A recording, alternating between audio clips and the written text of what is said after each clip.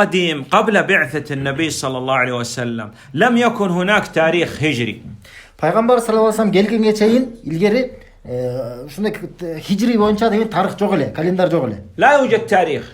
Тарых даталар жок эле. لكن كان الناس يعرف السنين والأشياء اللي تحدث بالحوادث. يعني مثلا أقول هذا متى جئت إلى هذه المدينة؟ قال أنا جئت في أيام كورونا.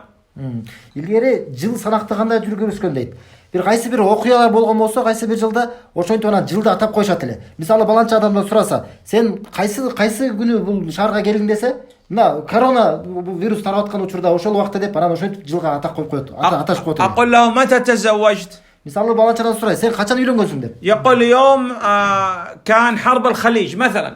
Ошол жылы мисалы неме арабтардын ортосунда согуш болгон деп мисалы айтат. نعم. متى قبلت في الجامعة؟ Сен качан медина университетке сени качан кабыл алышты? يقول في سنة التي يعني مثلا كانت فيها تحرير دولة كذا مثلا. Айтат баланча жылы деген ошо бир кайсы бир мамлекет бошонгон, өзүнүн бир эркиндигин кабыл алган жылы деп айтат. نعم. فكان النبي صلى الله عليه وسلم ولد في عام يسمى عام الفيل. Ал эми пайгамбар саллаллаху алейхи вассалам төрөлгөн жыл, ал жылды пил жылы деп аташкан эле. الفيل هذا أرادوا بالفيل أخذوه جيش من اليمن وأرادوا هدم الكعبة وأخذوا معهم الفيلة حتى يخوفوا أهل مكة ويهدموا الكعبة. Эмне болгон бул пил? Ошол жылы деген Йемен тараптан бир аскер келген. Анан ошол өздөрүнүн жагынан көптөгөн пилдерди өзүнө ала келишкен, пилди алып келип, анан Меккени Кабаны талкалайбыз деп келатышкан. Эмнеге пилди алган? Адамдарды коркутуш үчүн.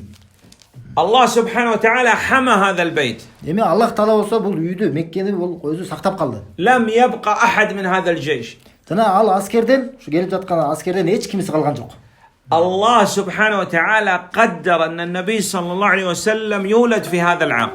Эми Аллах субханаху ва таала каалап койду, мына пайгамбар саллаллаху алейхи вассалам ушул жылы төрөлдү. لماذا؟ Эмне себептен? حتى يعرف الناس أن هذا البيت في حفظ الله سبحانه وتعالى لا أحد يستطيع أن يتعدى عليه. Эмне себептен андай болду? Эмне себептен пайгамбар саллаллаху алейхи вассалам ушул жылы төрөлдү? Адамдар билиши үчүн, мына ушул жер, Мекке, ушул үй бул деген Аллах тааланын карамагында. Аллах таала өзү сактап турат. Эч ким буга каршы, эч ким бир жүрө албайт, эч ким каршы чыга албайт. وهذا أيضا فيه إشارة أن هناك شيئا سيحدث وهو بعثة النبي صلى الله عليه وسلم. Жана бул нерсе дагы башка бир ошо пайгамбар саллаллаху алейхи вассалам аларга жөнөтүлөт экендигине бир белги болду. ولد في عام الفيل. Ал пил жылы төрөлдү. في يوم الاثنين. Биринчи күнү. في شهر ربيع الأول. Рабиул Ауал айында. لكن اليوم 12 العاشر هذا لا يوجد شيء يعني متفق عليه بين العلماء. Эми кайсы күнү, ошол айдын кайсы күнү 10-ундабы же 12-синдеби бул тууралуу алымдар бир сөз менен келе турган бир анык бир сөзү бир ушундай инагласия жок да. حتى لو علمنا اليوم لا يمكن أن نصنع بالنبي صلى الله عليه وسلم كما نصنع بالأولاد الصغار عيد ميلاد. Мисалы бул кайсы күнү төрөлгөн билген болсок дагы, жана жаш балдар мисалы кылып аткандай тулаан күнү өткөзүп аткандай сыяктуу эле, биз дагы андай кылып тулаан күнү өткөзө албайбыз.